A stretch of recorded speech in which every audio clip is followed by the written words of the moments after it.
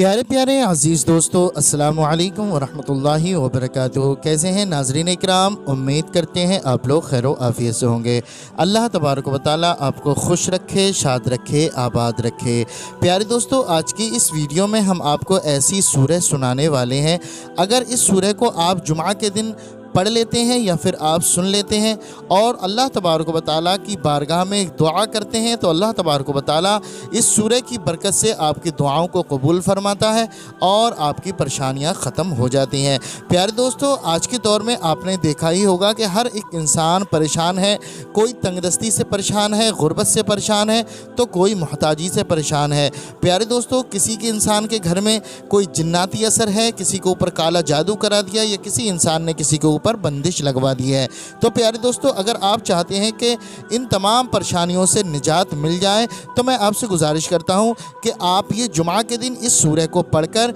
या फिर आप इसको सुनकर अल्लाह तबारक व तआला की बारगाह में गिड़गिड़ा कर दुआ करें। इंशाअल्लाह तबारक व तआला वो तमाम बंदिशें, तमाम परेशानियां आपकी ख़त्म हो जाएंगी। प्यारे दोस्तों, आइए हम उस सूरह का नाम बताते हैं। उस सूरह का नाम है सूरह कहफ शरीफ। आप लोग ज़रूर जानकर जाइएगा। सूरह कहफ शरीफ की 6 फजीलतें हम इस वीडियो में आपको बताने वाले हैं, आखिर तक आप ज़रूर सुने। प्यारे दोस्तों, सूरह कहफ शरीफ के बेशुमार फ़ायदे हैं, बेशुमार इसकी फजीलतें हैं। अगर कोई शख्स रोज़ाना इसको पढ़ने और सुनने का मामूल बना लेता है या फिर ख़ास जुमा के दिन पढ़ लेता है, तो अल्लाह तबारक व तआला उसकी तमाम परेशानियों को दूर फरमा देता है। प्यारे दोस्तों, लेकिन हमें उससे पहले चाहिए कि हमें ज़्यादा से ज़्यादा नमाज़ों की पाबंदी करनी चाहिए और कुरान मजीद की तिलावत करनी चाहिए। आइए दोस्तों, हम सूरह कहफ सुनाने से पहले हम आपको सूरह कहफ शरीफ की चंद फजीलतें बयान करते हैं। आप लोग गौर से ज़रूर सुने। सूरह कहफ शरीफ जो कुरान करीम के 15वें और 16वें पारे में है, उसकी भी हदीस शरीफ में बड़ी फजीलत आई है। चाहिए कि उसको बिर्द में रखा जाए और ख़ास तौर से जुमा को पढ़ना बड़ी अहमियत का हामिल है। आगे हम इसके कुछ फ़ज़ाइल बयान किए जाते हैं। नंबर 1, हज़रत अबू दरदा रज़ी अल्लाह ताला अन्हु से मरवी है, रसूल खुदा सल्लल्लाहु ताला अलैहि वसल्लम ने इरशाद फरमाया, जिस शख्स ने सूरह कहफ की इब्तिदाई 10 आयतें हिफ्ज़ कर ली, वो दज्जाल के फितने से महफूज होगा। नंबर 2, हज़रत अबू दरदा यानी कि आप ही से ये रिवायत भी है कि जो शख्स सूरह कहफ की इब्तिदाई 3 आयतें पढ़ ले, वो दज्जाल के फितने से महफूज रहेगा। नंबर 3, हज़रत इब्न अब्बास रज़ी अल्लाह ताला अन्हुमा से रिवायत है कि नबी करीम सल्लल्लाहु ताला अलैहि वसल्लम ने इरशाद फरमाया, सूरह कहफ का नाम हाइला है।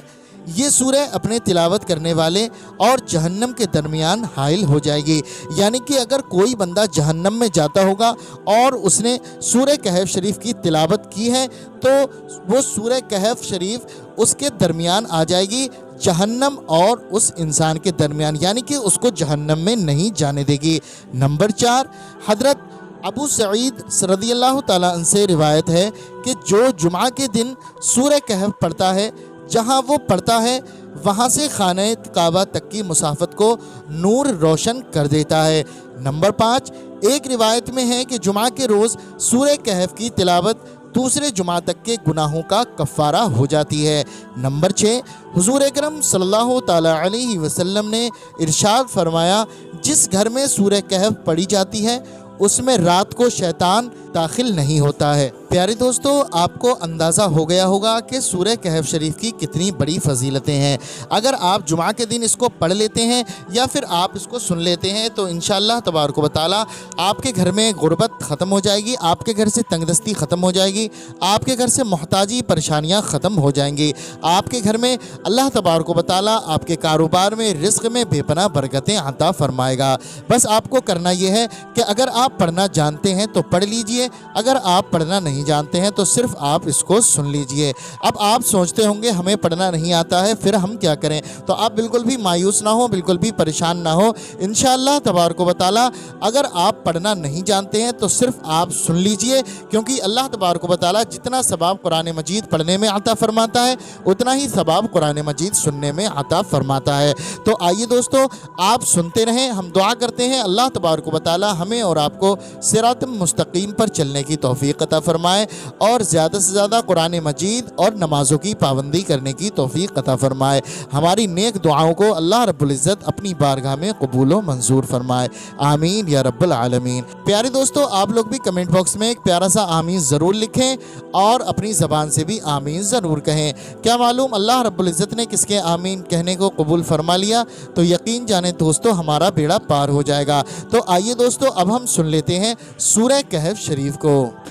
अऊज़ु बिल्लाहि मिनश शैतानिर रजीम, बिस्मिल्लाहिर रहमानिर रहीम। अल्हम्दुलिल्लाहिल्लज़ी अंज़ला अला अब्दिहिल किताब व लम यजअल लहु इवजा क़य्यिमन लियुंज़िरा बअसन शदीदन मिन लदुन्हु व युबश्शिरल मुमिनीना अल्लज़ीना यअमलूनस सालिहाति अन्ना लहुम अजरन हसना माकिसीना फ़ीहि अबदा व युंज़िरल लज़ीना क़ालू इत्तख़ज़ल्लाहु वलदा मा लहुम बिही मिन इल्मिन वला लिआबाइहिम कबुरत कलिमतन तख़रुजु मिन अफ़वाहिहिम इन यक़ूलूना इल्ला कज़िबा फ़लअल्लक बाख़िउन नफ़्सक अला आथारिहिम इन लम युमिनू बिहाज़ल हदीस यसफ़ा इन्ना जअलना मा अलल अर्दि ज़ीनतन लहा लिनब्लुवहुम अय्युहुम अहसनु अमला व इन्ना लजाइलूना मा अलैहा सईदन जुरुज़ा अम हसिबत अन्ना अस्हाबल कहफ़ि वर्रक़ीम कानू मिन आयातिना अजबा इज़ अवल फ़ित्यतु इलल कहफ़ि फ़क़ालू रब्बना आतिना मिन लदुनक रहमतन व हय्यि लना मिन अमरिना रशदा फ़ज़रबना अला आज़ानिहिम फ़िल कहफ़ि सिनीना अददा सुम्मा बअथनाहुम लिनअलम अय्युल हिज़्बैनि अहसा लिमा लबिथू अमदा नहनु नक़ुस्सु अलैका नबअहुम बिलहक़ इन्नहुम फ़ित्यतुन आमनू बिरब्बिहिम वज़िदनाहुम हुदा वरबतना अला क़ुलूबिहिम इज़ क़ामू फ़क़ालू रब्बुना रब्बुस समावाति वल अर्दि लन नद'ुव मिन दूनिही इलाहन लक़द क़ुलना इज़न शतता हाउलाइ क़ौमुन इत्तख़ज़ू मिन दूनिही आलिहा लौला यअतूना अलैहिम बिसुल्तानिन बय्यिन फ़मन अज़लमु मिम्मन इफ़्तरा अलल्लाहि कज़िबा वइज़ अअतज़लतमूहुम वमा यअबुदून इल्लल्लाह फ़अवू इलल कहफ़ि यंशुर लकुम रब्बुकुम मिन रहमतिही वयुहय्यि लकुम मिन अमरिकुम मिरफ़क़ा वतग़श्शम्स इज़ा तलअत तज़ावरू अन कहफ़िहिम ज़ातल यमीन वइज़ा ग़रबत तक़रिदुहुम ज़ातश शिमाल वहुम फ़ी फ़जवतिन मिन्हु ज़ालिका मिन आयातिल्लाहि मन यहदिल्लाह फ़हुवल मुहतद वमन युضलिल फ़लन तजिद लहु वलिय्यन मुर्शिदा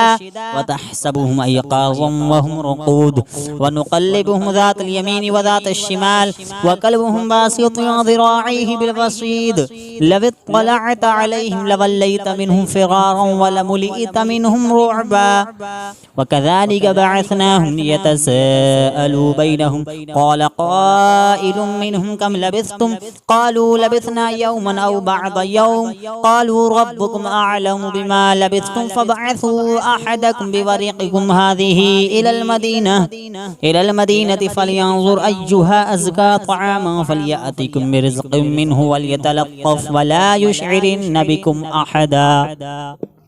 इन्नहुम इन यज़हरू अलैकुम यरजुमूकुम औ युईदूकुम फ़ी मिल्लतिहिम वलन तुफ़्लिहू इज़न अबदा वकज़ालिक अअथरना अलैहिम लियअलमू अन्न वअदल्लाहि हक़्क़ुन व अन्नस्साअत ला रैब फ़ीहा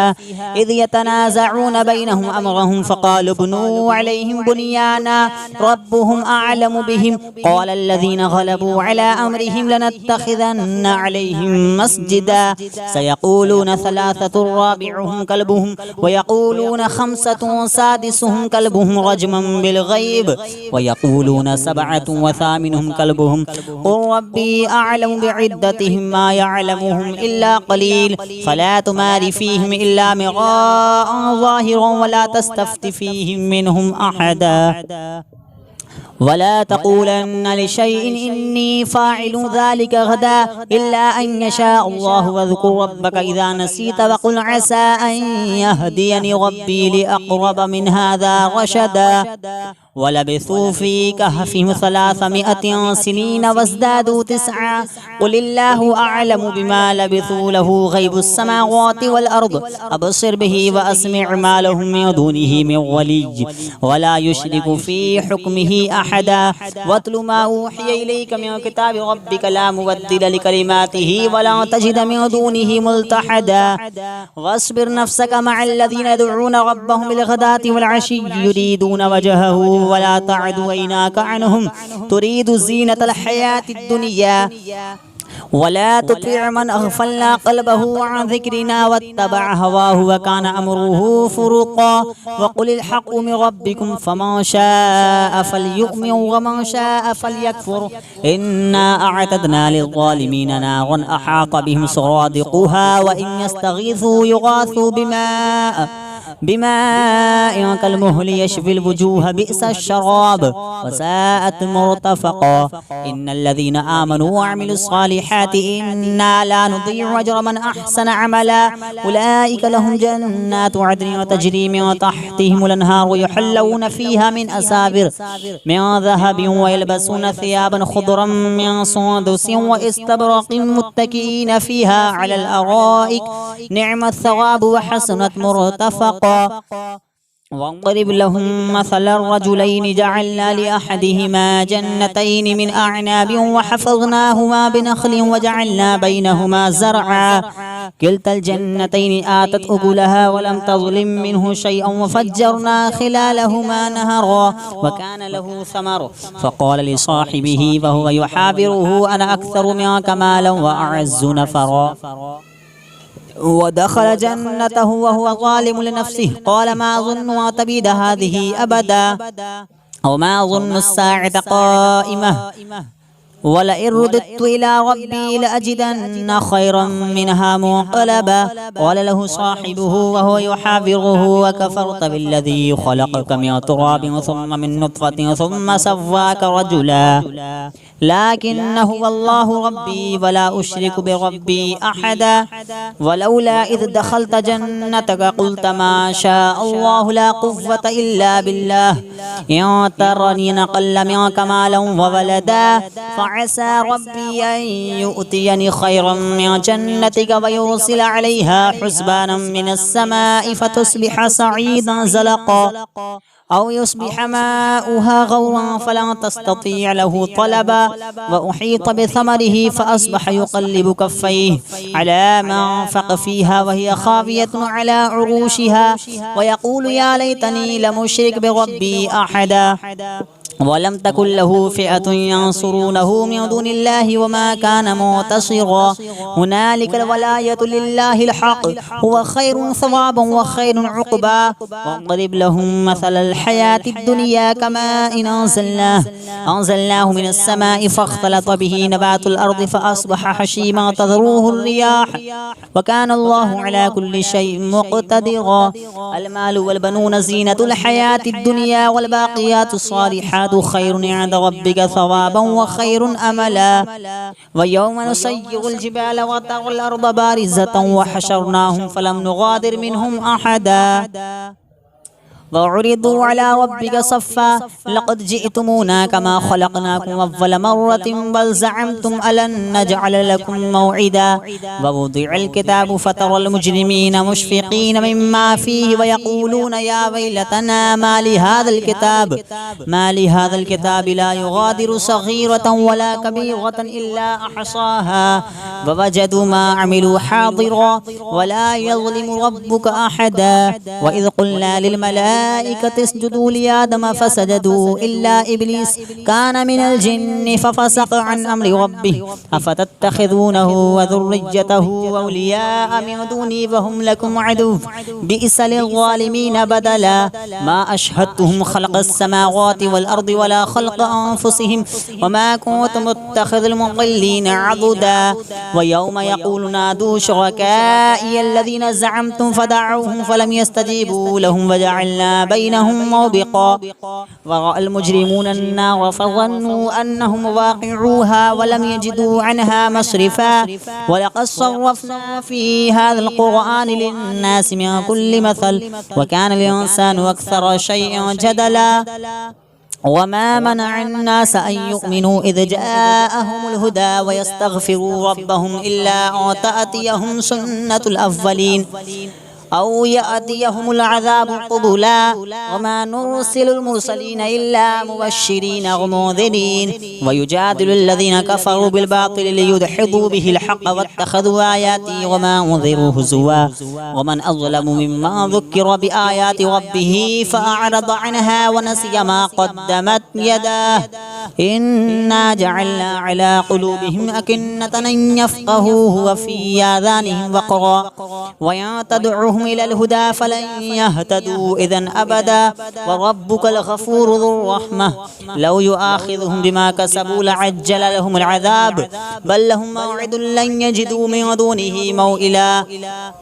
وتلك القرى أهلكناهم لما ظلموا وجعلنا لمهلكهم موعدا وإذ قال موسى لفتاه لا أبرح حتى أبلغ مجمع البحرين أو أمضي حقبا فلما بلغا مجمع بينهما نسيا حوتهما فاتخذ سبيله في البحر سربا فلما جاوزا قال لفتاه آتنا غداءنا لقد لقينا من سفرنا هذا نصبا قال أرأيت إذ أوينا إلى الصخرة فإني نسيت الحوت وما أنسانيه إلا الشيطان أن أذكره واتخذ سبيله في البحر عجبا قال ذلك ما كنا نبغي فارتدا على آثارهما قصصا فوجدا عبدا من عبادنا آتيناه رحمة من عندنا وعلمناه من لدنا علما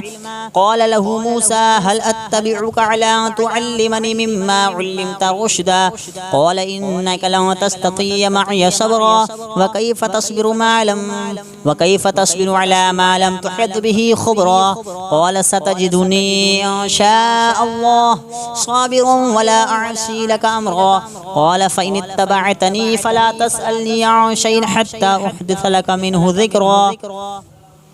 فانطلقا حتى إذا ركبا في السفينة خرقها قال أخرقتها لتغرق أهلها لقد جئت شيئا إمرا قال ألم أقل لك إنك لن تستطيع معي صبرا قال لا تؤاخذني بما نسيت ولا ترهقني من أمري عسرا فانطلقا حتى إذا لقيا غلاما فقتله قال قتلت نفسا زكية بغير نفس لقد جئت شيئا نكرا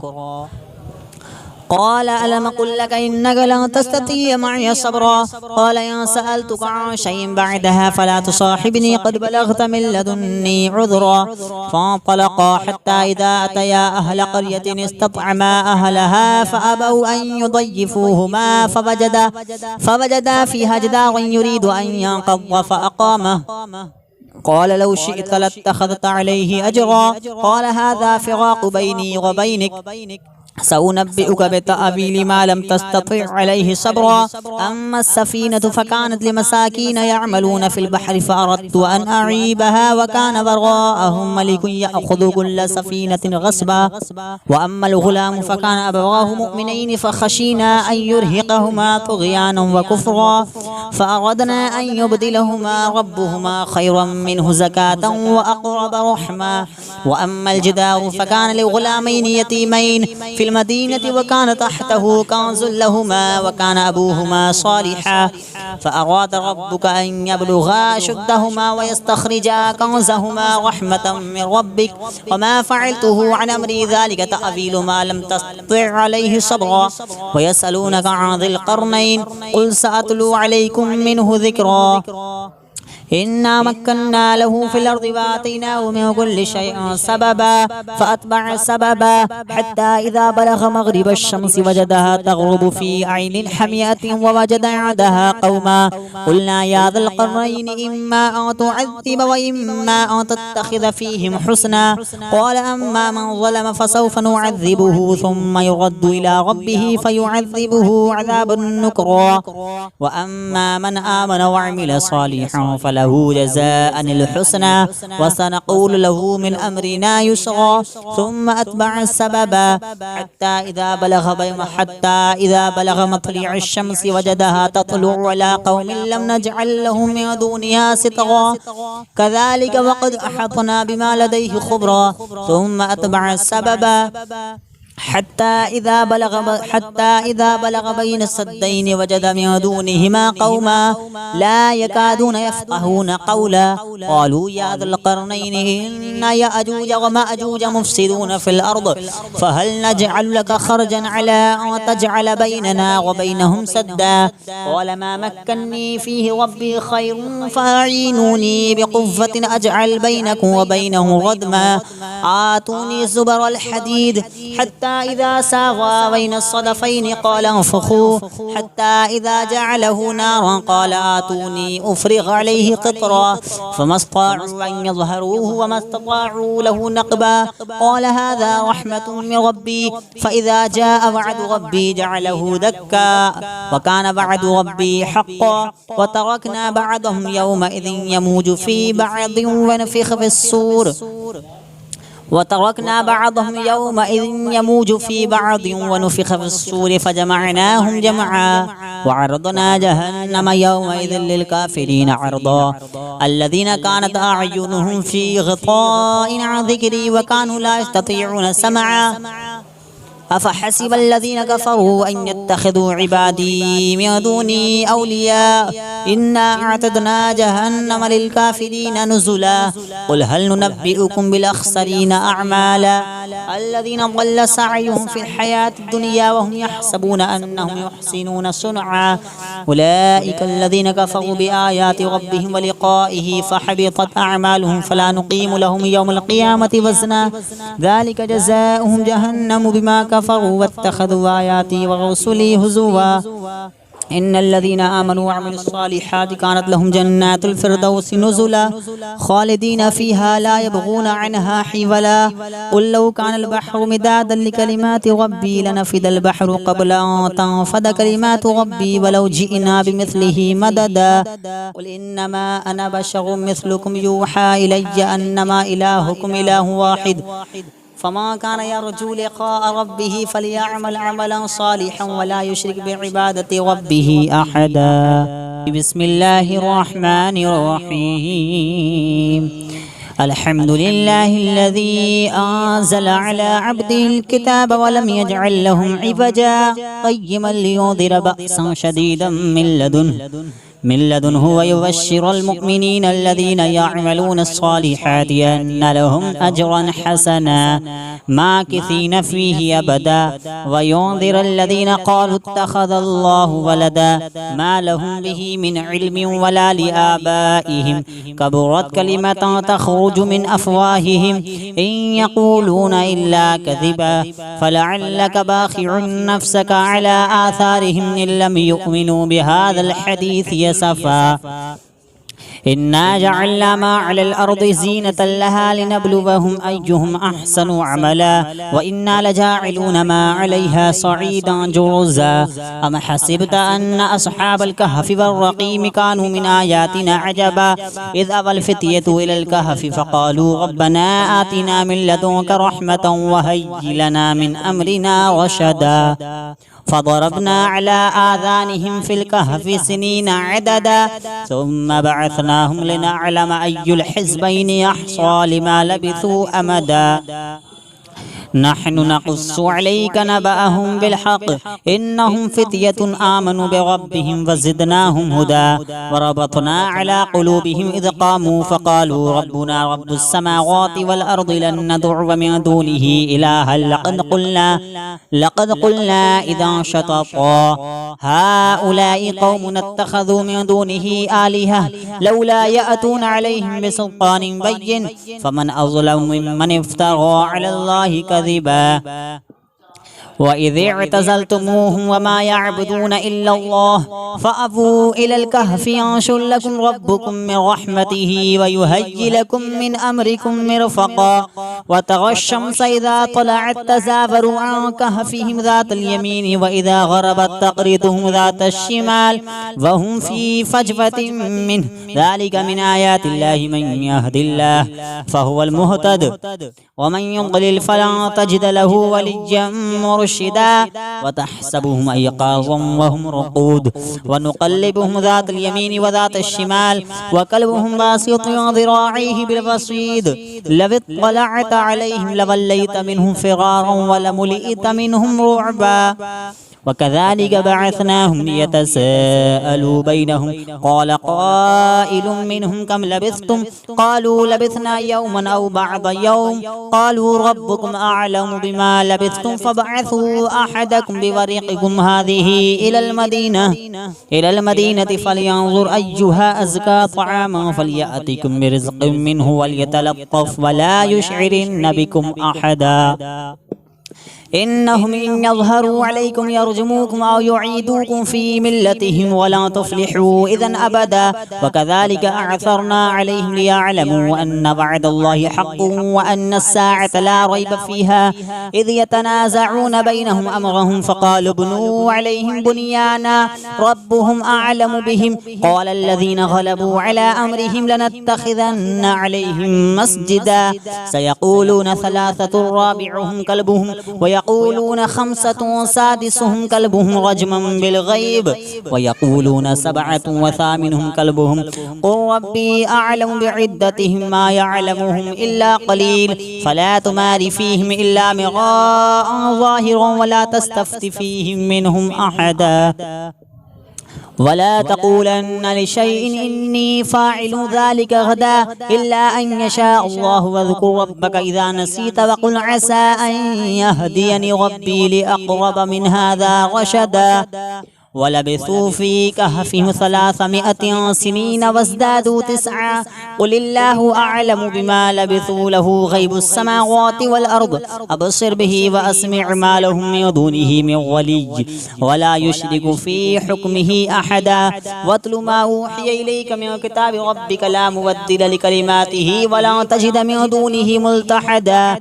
واصبر نفسك مع الذين يدعون ربهم بالغداة والعشي يريدون وجهه ولا تعد عيناك عنهم تريد زينة الحياة الدنيا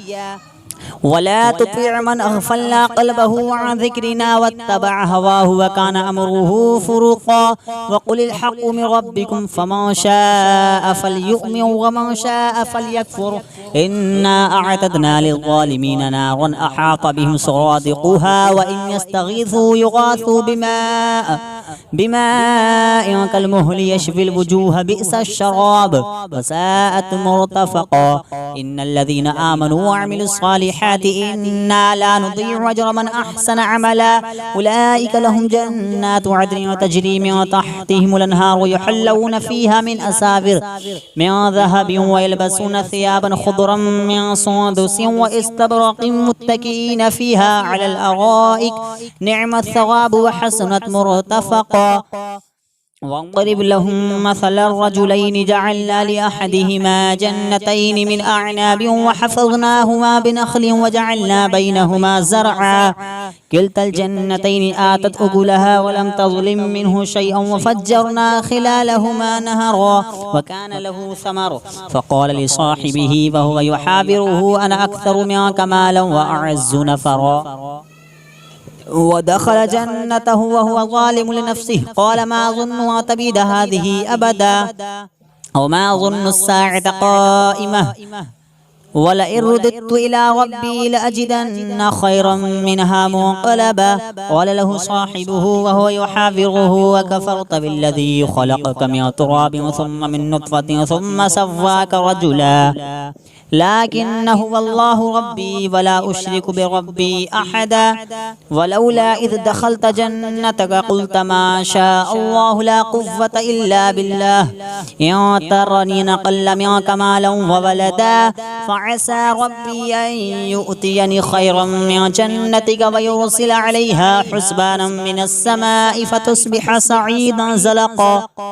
أو يصبح ماؤها غورا فلا تستطيع له طلبا وأحيط بثمره فأصبح يقلب كفيه على ما أنفق فيها وهي خاوية على عروشها ويقول يا ليتني لم أشرك بربي أحدا ولم تكن له فئة ينصرونه من دون الله وما كان منتصرا هنالك الولاية لله الحق هو خير ثوابا وخير عقبا واضرب لهم مثل الحياة الدنيا كماء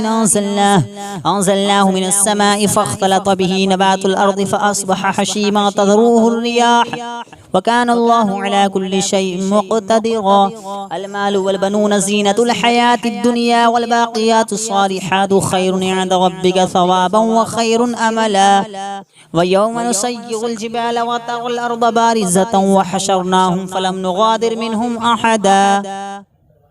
وعرضوا على ربك صفا لقد جئتمونا كما خلقناكم أول مرة بل زعمتم ألن نجعل لكم موعدا ووضع الكتاب فترى المجرمين مشفقين مما فيه ويقولون يا ويلتنا ما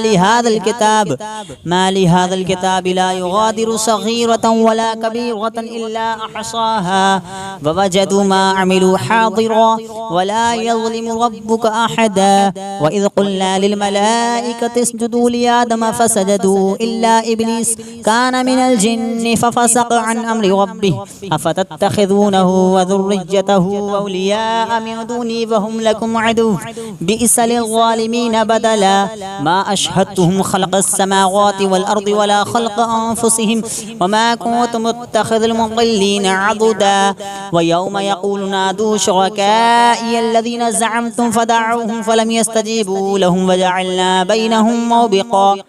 ورأى المجرمون النار فظنوا أنهم واقعوها ولم يجدوا عنها مصرفا ولقد صرفنا في هذا القرآن للناس من كل مثل وكان الإنسان أكثر شيء جدلا وما منع الناس أن يؤمنوا إذ جاءهم الهدى ويستغفروا ربهم إلا أن تأتيهم سنة الأولين أو يأتيهم العذاب قبلا وما نرسل المرسلين إلا مبشرين ومنذرين ويجادل الذين كفروا بالباطل ليدحضوا به الحق واتخذوا آياتي وما أنذروا هزوا ومن أظلم ممن ذكر بآيات ربه فأعرض عنها ونسي ما قدمت يداه إنا جعلنا على قلوبهم أكنة أن يفقهوه وفي آذانهم وقرا وإن تدعوهم إلى الهدى فلن يهتدوا إذا أبدا وربك الغفور ذو الرحمة لو يؤاخذهم بما كسبوا لعجل لهم العذاب بل لهم موعد لن يجدوا من دونه موئلا وتلك القرى أهلكناهم لما ظلموا وجعلنا لمهلكهم موعدا وإذ قال موسى لفتاه لا أبرح حتى أبلغ مجمع البحرين أو أمضي حقبا فلما بلغا مجمع بينهما نسيا حوتهما فاتخذ سبيله في البحر سربا فلما جاوزا قال لفتاه آتنا غداءنا لقد لقينا من سفرنا هذا نصبا قال أرأيت إذ أوينا إلى الصخرة فإني نسيت الحوت وما أنسانيه إلا الشيطان أن أذكره واتخذ سبيله في البحر عجبا قال ذلك ما كنا نبغي فارتدا على آثارهما قصصا فوجدا عبدا من عبادنا آتيناه رحمة من عندنا وعلمناه من لدنا علما قال له موسى هل أتبعك على أن تعلمني مما علمت رشدا قال إنك لن تستطيع معي صبرا وكيف تصبر على ما لم تحط به خبرا قال ستجدني إن شاء الله صابرا ولا أعصي لك أمرا قال فإن اتبعتني فلا تسألني عن شيء حتى أحدث لك منه ذكرا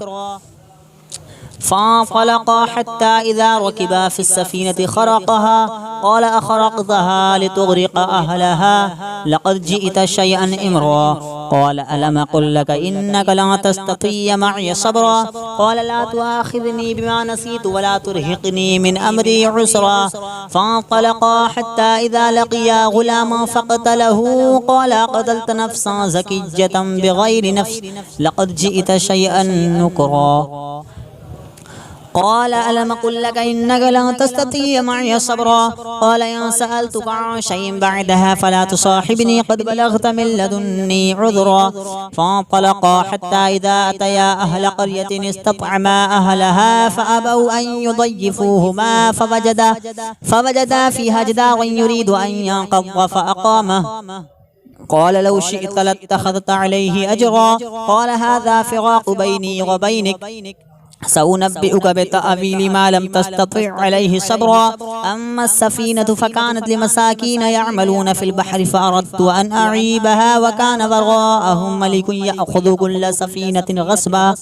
وأما الغلام فكان أبواه مؤمنين فخشينا أن يرهقهما طغيانا وكفرا فأردنا أن يبدلهما ربهما خيرا منه زكاة وأقرب رحما وأما الجدار فكان لغلامين يتيمين في المدينة وكان تحته كنز لهما وكان أبوهما صالحا فأراد ربك أن يبلغا أشدهما ويستخرجا كنزهما رحمة من ربك وما فعلته عن أمري ذلك تأويل ما لم تستطع عليه صبرا ويسألونك عن ذي القرنين قل سأتلو عليكم منه ذكرا إنا مكنا له في الأرض وآتيناه من كل شيء سببا فأتبع سببا حتى إذا بلغ مغرب الشمس وجدها تغرب في عين حمية ووجد عندها قوما قلنا يا ذا القرنين إما أن تعذب وإما أن تتخذ فيهم حسنا قال أما من ظلم فسوف نعذبه ثم يرد إلى ربه فيعذبه عذابا نكرا وأما من آمن وعمل صالحا فله جزاء الحسنى وسنقول له من أمرنا يسرا ثم أتبع السببا حتى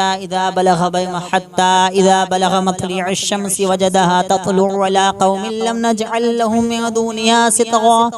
كذلك وقد أحطنا بما لديه خبرا ثم أتبع السببا حتى إذا بلغ بين السدين وجد من دونهما قوما لا يكادون يفقهون قولا قالوا يا ذا القرنين إن يأجوج ومأجوج مفسدون في الأرض فهل نجعل لك خرجا على أن تجعل بيننا وبينهم سدا قال ما مكني فيه ربي خير فأعينوني بقوة أجعل بينكم وبينه ردما آتوني زبر الحديد حتى إذا ساغا بين الصدفين قال انفخوا حتى إذا جعله نارا قال آتوني أفرغ عليه قطرا فما استطاعوا أن يظهروه وما استطاعوا له نقبا قال هذا رحمة من ربي فإذا جاء وعد ربي جعله دكا وكان وعد ربي حقا وتركنا بعضهم يومئذ يموج في بعض ونفخ في الصور ونفخ في الصور فجمعناهم جمعا وعرضنا جهنم يومئذ للكافرين عرضا الذين كانت أعينهم في غطاء عن ذكري وكانوا لا يستطيعون سمعا أفحسب الذين كفروا أن يتخذوا عبادي من دوني أولياء إنا أعتدنا جهنم للكافرين نزلا قل هل ننبئكم بالأخسرين أعمالا الذين ضل سعيهم في الحياة الدنيا وهم يحسبون أنهم يحسنون صنعا أولئك الذين كفروا بآيات ربهم ولقائه فحبطت أعمالهم فلا نقيم لهم يوم القيامة وزنا ذلك جزاؤهم جهنم بما كفروا واتخذوا آياتي ورسلي هزوا إن الذين آمنوا وعملوا الصالحات كانت لهم جنات الفردوس نزلا خالدين فيها لا يبغون عنها حولا قل لو كان البحر مدادا لكلمات ربي لنفد البحر قبل أن تنفد كلمات ربي ولو جئنا بمثله مددا قل إنما أنا بشر مثلكم يوحى إلي أنما إلهكم إله واحد فما كان يرجو لقاء ربه فليعمل عملا صالحا ولا يشرك بعبادة ربه أحدا بسم الله الرحمن الرحيم الحمد لله الذي أنزل على عبده الكتاب ولم يجعل لهم عوجا قيما لينذر بأسا شديدا من لدنه ويبشر المؤمنين الذين يعملون الصالحات أن لهم أجرا حسنا ماكثين فيه أبدا وينذر الذين قالوا اتخذ الله ولدا ما لهم به من علم ولا لآبائهم كبرت كلمة تخرج من أفواههم إن يقولون إلا كذبا فلعلك باخع نفسك على آثارهم إن لم يؤمنوا بهذا الحديث يسفا إنا جعلنا ما على الأرض زينة لها لنبلوهم أيهم أحسن عملا وإنا لجاعلون ما عليها صعيدا جرزا أم حسبت أن أصحاب الكهف والرقيم كانوا من آياتنا عجبا إذ أوى الفتية إلى الكهف فقالوا ربنا آتنا من لدنك رحمة وهيئ لنا من أمرنا رشدا فضربنا على آذانهم في الكهف سنين عددا ثم بعثناهم لنعلم أي الحزبين يحصى لما لبثوا أمدا نحن نقص عليك نبأهم بالحق إنهم فتية آمنوا بربهم وزدناهم هدى وربطنا على قلوبهم إذ قاموا فقالوا ربنا رب السماوات والأرض لن ندعو من دونه إلها لقد قلنا إذا شططا هؤلاء قوم اتخذوا من دونه آلهة لولا يأتون عليهم بسلطان بين فمن أظلم ممن افترى على الله كذبا وإذ اعتزلتموهم وما يعبدون إلا الله فأووا إلى الكهف ينشر لكم ربكم من رحمته ويهيئ لكم من أمركم مرفقا وترى الشمس إذا طلعت تزاور عن كهفهم ذات اليمين وإذا غربت تقرضهم ذات الشمال وهم في فجوة منه ذلك من آيات الله من يهد الله فهو المهتد ومن يضلل فلن تجد له وليا مرشدا وتحسبهم أيقاظا وهم رقود ونقلبهم ذات اليمين وذات الشمال وكلبهم باسط ذراعيه بالوصيد لو اطلعت عليهم لوليت منهم فرارا ولملئت منهم رعبا وكذلك بعثناهم ليتساءلوا بينهم قال قائل منهم كم لبثتم قالوا لبثنا يوما أو بعض يوم قالوا ربكم أعلم بما لبثتم فابعثوا أحدكم بورقكم هذه إلى المدينة فلينظر أيها أزكى طعاما فليأتكم برزق منه وليتلطف ولا يشعرن بكم أحدا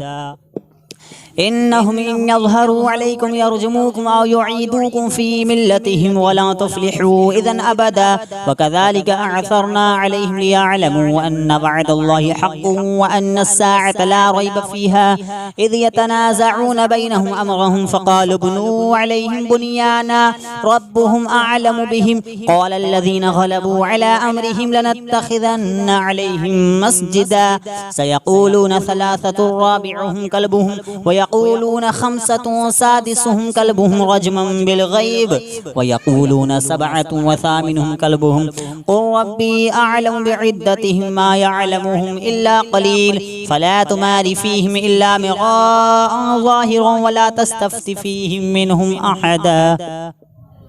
ولا تقولن لشيء إني فاعل ذلك غدا إلا أن يشاء الله واذكر ربك إذا نسيت وقل عسى أن يهديني ربي لأقرب من هذا رشدا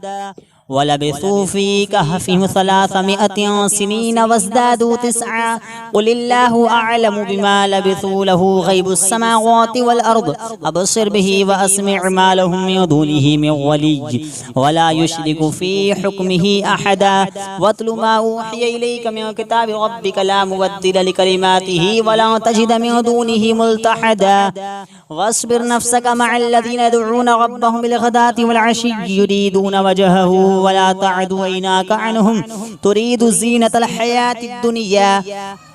ولا تطع من أغفلنا قلبه عن ذكرنا واتبع هواه وكان أمره فرطا وقل الحق من ربكم فمن شاء فليؤمن ومن شاء فليكفر إنا أعتدنا للظالمين نارا أحاط بهم سرادقها وإن يستغيثوا يغاثوا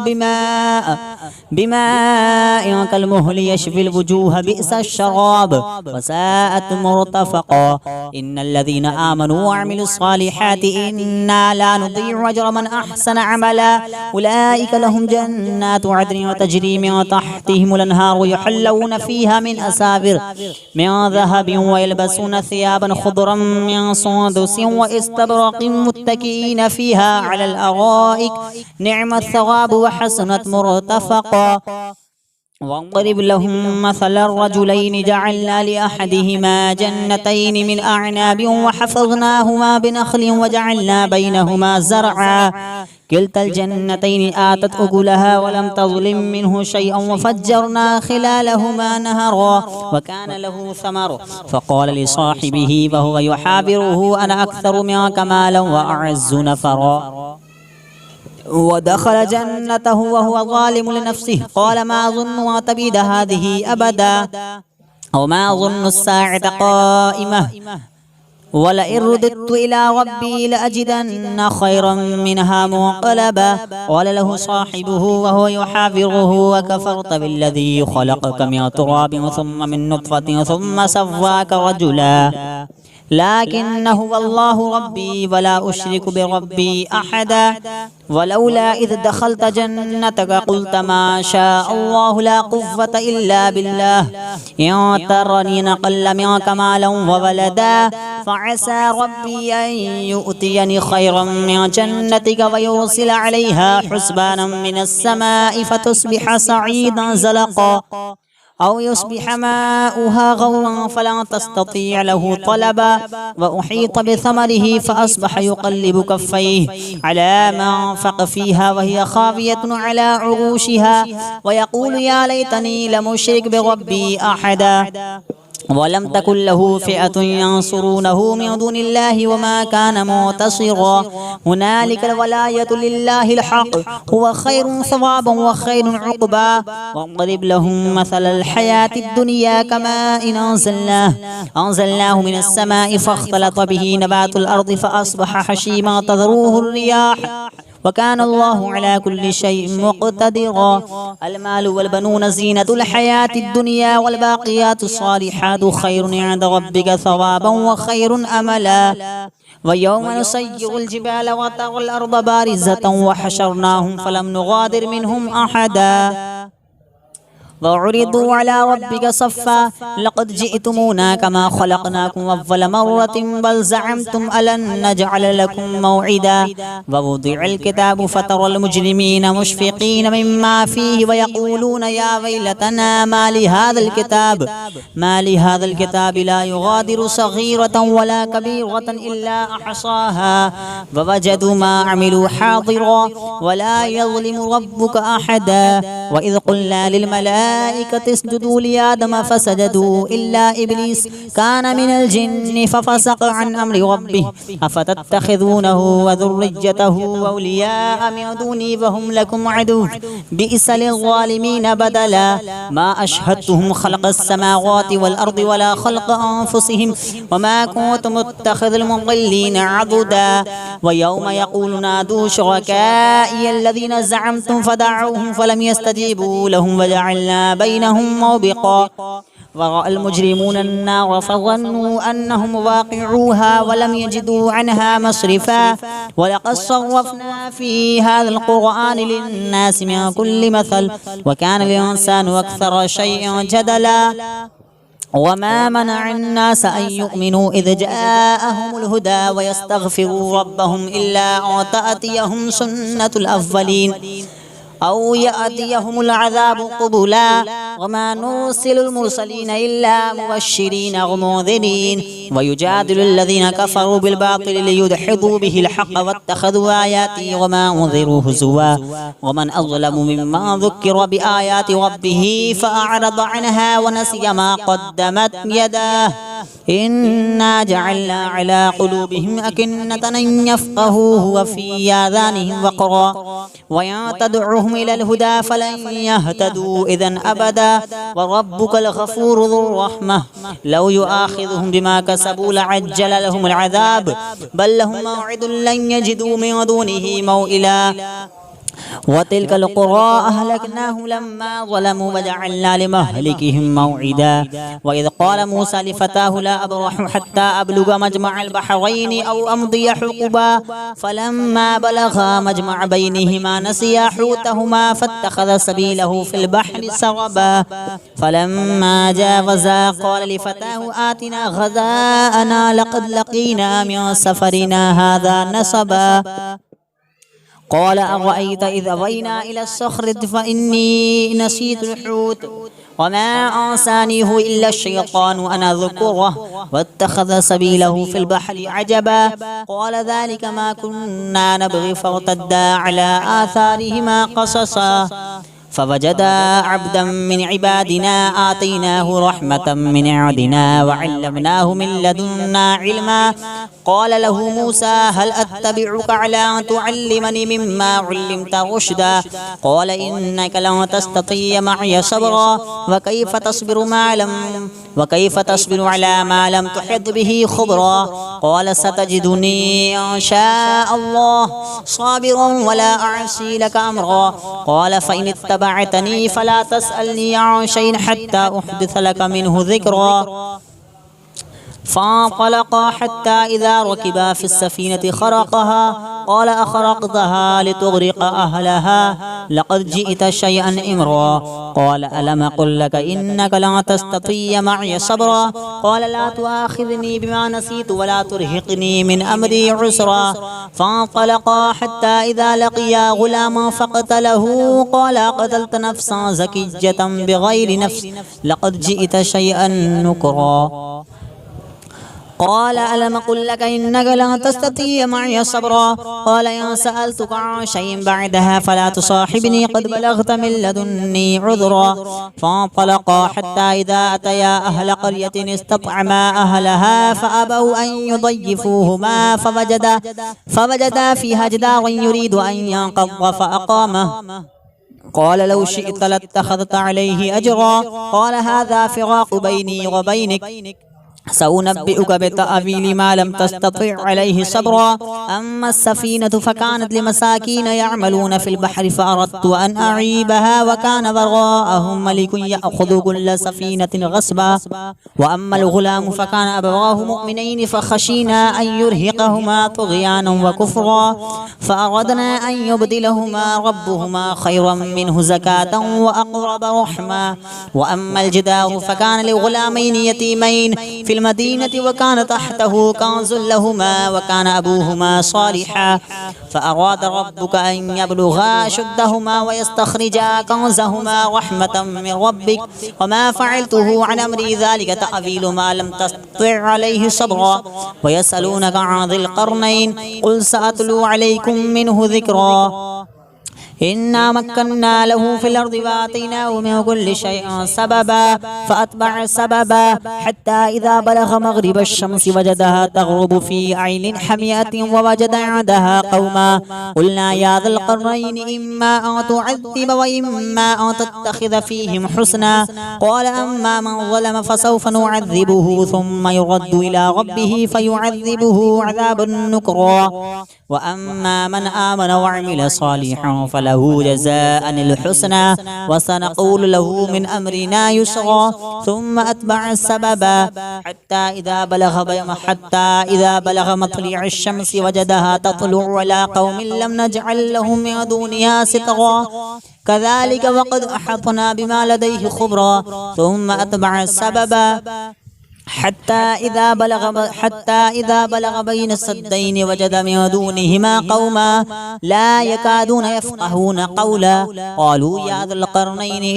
إن يأجوج ومأجوج مفسدون في الأرض فهل نجعل لك خرجا على أن تجعل بيننا وبينهم سدا قال ما مكني فيه ربي خير فأعينوني بقوة أجعل بينكم وبينه ردما آتوني زبر الحديد حتى إذا ساوى بين الصدفين قال انفخوا حتى إذا جعله نارا قال آتوني أفرغ عليه قطرا فما استطاعوا أن يظهروه وما استطاعوا له نقبا قال هذا رحمة من ربي فإذا جاء وعد ربي جعله دكا وكان وعد ربي حقا وتركنا بعضهم يومئذ يموج في بعض ونفخ في الصور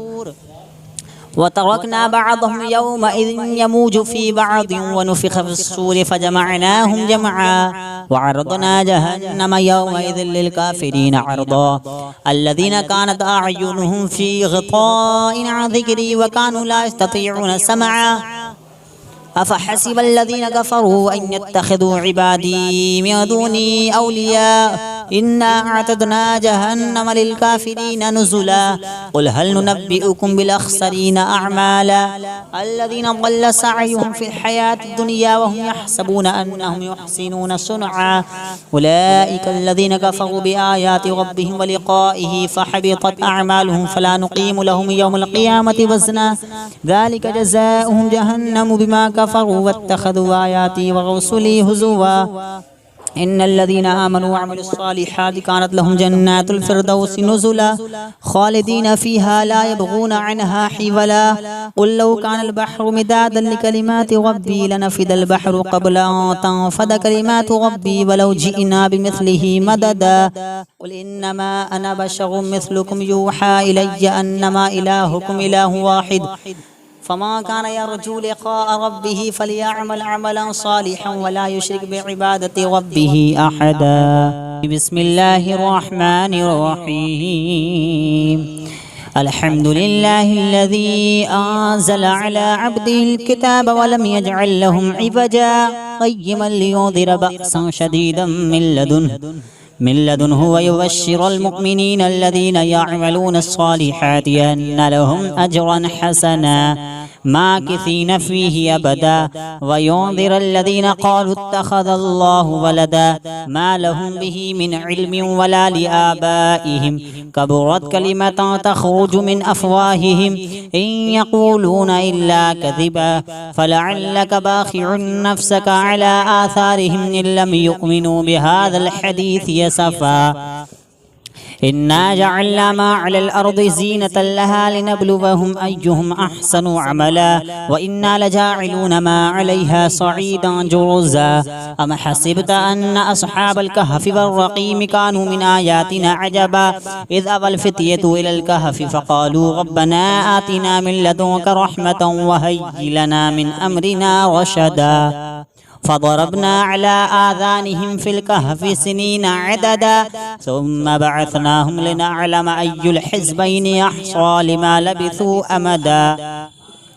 نحن نقص عليك نبأهم بالحق إنهم فتية آمنوا بربهم وزدناهم هدى وربطنا على قلوبهم إذ قاموا فقالوا ربنا رب السماوات والأرض لن ندعو من دونه إلها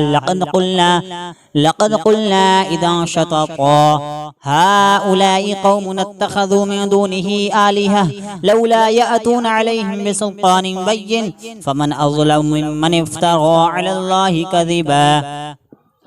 وإذ اعتزلتموهم وما يعبدون إلا الله فأووا إلى الكهف ينشر لكم ربكم من رحمته ويهيئ لكم من أمركم مرفقا وترى الشمس إذا طلعت تزاور عن كهفهم ذات اليمين وإذا غربت تقرضهم ذات الشمال وهم في فجوة منه ذلك من آيات الله من يهد الله فهو المهتد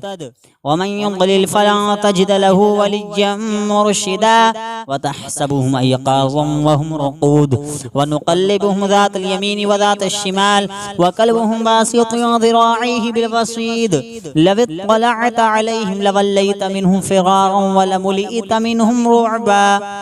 وكذلك بعثناهم ليتساءلوا بينهم قال قائل منهم كم لبثتم قالوا لبثنا يوما أو بعض يوم قالوا ربكم أعلم بما لبثتم فابعثوا أحدكم بورقكم هذه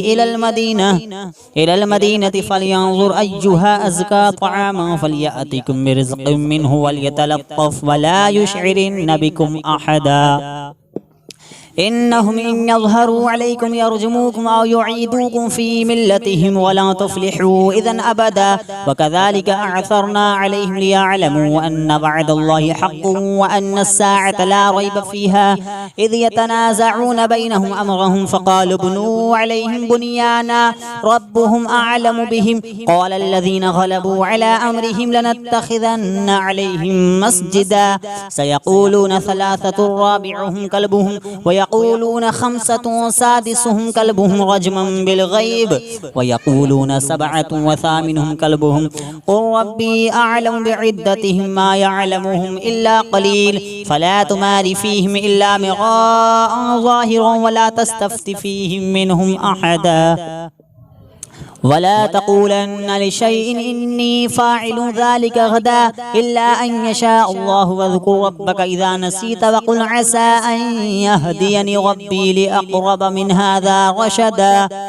ولبثوا في كهفهم 300 سنين وازدادوا 9 قل الله أعلم بما لبثوا له غيب السماوات والأرض أبصر به وأسمع ما لهم من دونه من ولي ولا يشرك في حكمه أحدا واتل ما أوحي إليك من كتاب ربك لا مبدل لكلماته ولا تجد من دونه ملتحدا واصبر نفسك مع الذين يدعون ربهم بالغداة والعشي يريدون وجهه ولا تعد عيناك عنهم تريد زينة الحياة الدنيا ولا تطع من أغفلنا قلبه عن ذكرنا واتبع هواه وكان أمره فرطا وقل الحق من ربكم فمن شاء فليؤمن ومن شاء فليكفر إنا أعتدنا للظالمين نارا أحاط بهم سرادقها وإن يستغيثوا يغاثوا بماء كالمهل يشفي الوجوه بئس الشراب وساءت مرتفقا إن الذين آمنوا وعملوا الصالحات إنا لا نضيع أجر من أحسن عملا أولئك لهم جنات عدن تجري من تحتهم الأنهار يحلون فيها من أساور من ذهب ويلبسون ثيابا خضرا من سندس واستبرق متكئين فيها على الأرائك نعم الثواب وحسنت مرتفقا واضرب لهم مثل الرجلين جعلنا لأحدهما جنتين من أعناب وحفظناهما بنخل وجعلنا بينهما زرعا كلتا الجنتين آتت أكلها ولم تظلم منه شيئا وفجرنا خلالهما نهرا وكان له ثمر فقال لصاحبه وهو يحابره أنا أكثر منك مالا وأعز نفرا ودخل جنته وهو ظالم لنفسه قال ما ظن أن تبيد هذه أبدا أو ما ظن الساعة قائمة ولئن رددت إلى ربي لأجدن خيرا منها منقلبا قال له صاحبه وهو يحاوره وكفرت بالذي خلقك من تراب ثم من نطفة ثم سواك رجلا لكن هو الله ربي ولا أشرك بربي أحدا ولولا إذ دخلت جنتك قلت ما شاء الله لا قوة إلا بالله إن ترني نقل منك مالا وولدا فعسى ربي أن يؤتيني خيرا من جنتك ويرسل عليها حسبانا من السماء فتصبح صعيدا زلقا أو يصبح ماؤها غورا فلا تستطيع له طلبا وأحيط بثمره فأصبح يقلب كفيه على ما أنفق فيها وهي خاوية على عروشها ويقول يا ليتني لم أشرك بربي أحدا ولم تكن له فئة ينصرونه من دون الله وما كان منتصرا هنالك الولاية لله الحق هو خير ثوابا وخير عقبا واضرب لهم مثل الحياة الدنيا كماء أنزلناه من السماء فاختلط به نبات الأرض فأصبح هشيما تذروه الرياح وكان الله على كل شيء مقتدرا المال والبنون زينة الحياة الدنيا والباقيات الصالحات خير عند ربك ثوابا وخير أملا ويوم نسير الجبال وترى الأرض بارزة وحشرناهم فلم نغادر منهم أحدا وعرضوا على ربك صفا لقد جئتمونا كما خلقناكم أول مرة بل زعمتم ألن نجعل لكم موعدا ووضع الكتاب فترى المجرمين مشفقين مما فيه ويقولون يا ويلتنا ما لهذا الكتاب لا يغادر صغيرة ولا كبيرة إلا أحصاها ووجدوا ما عملوا حاضرا ولا يظلم ربك أحدا وإذ قلنا للملائكة اسجدوا لآدم فسجدوا إلا إبليس كان من الجن ففسق عن أمر ربه أفتتخذونه وذريته أولياء من دوني وهم لكم عدو بئس للظالمين بدلا ما أشهدتهم خلق السماوات والأرض ولا خلق أنفسهم وما كنت متخذ المضلين عضدا ويوم يقول نادوا شركائي الذين زعمتم فدعوهم فلم يستجيبوا لهم وجعلنا بينهم موبقا ورأى المجرمون النار فظنوا أنهم واقعوها ولم يجدوا عنها مصرفا ولقد صرفنا في هذا القرآن للناس من كل مثل وكان الإنسان أكثر شيء جدلا وما منع الناس أن يؤمنوا إذ جاءهم الهدى ويستغفروا ربهم إلا أن تأتيهم سنة الأولين أو يأتيهم العذاب قبلا وما نرسل المرسلين إلا مبشرين ومنذرين ويجادل الذين كفروا بالباطل ليدحضوا به الحق واتخذوا آياتي وما أنذروا هزوا ومن أظلم ممن ذكر بآيات ربه فأعرض عنها ونسي ما قدمت يداه إنا جعلنا على قلوبهم أكنة أن يفقهوه وفي آذانهم وقرا وإن تدعوهم إلى الهدى فلن يهتدوا إذن أبدا وربك الغفور ذو الرحمة لو يؤاخذهم بما كسبوا لعجل لهم العذاب بل لهم موعد لن يجدوا من دونه موئلا وتلك القرى أهلكناهم لما ظلموا وجعلنا لمهلكهم موعدا وإذ قال موسى لفتاه لا أبرح حتى أبلغ مجمع البحرين أو أمضي حقبا فلما بلغا مجمع بينهما نسيا حوتهما فاتخذ سبيله في البحر سربا فلما جاوزا قال لفتاه آتنا غداءنا لقد لقينا من سفرنا هذا نصبا قال أرأيت إذ أوينا إلى الصخرة فإني نسيت الحوت وما أنسانيه إلا الشيطان وأن أذكره واتخذ سبيله في البحر عجبا قال ذلك ما كنا نبغي فارتدا على آثارهما قصصا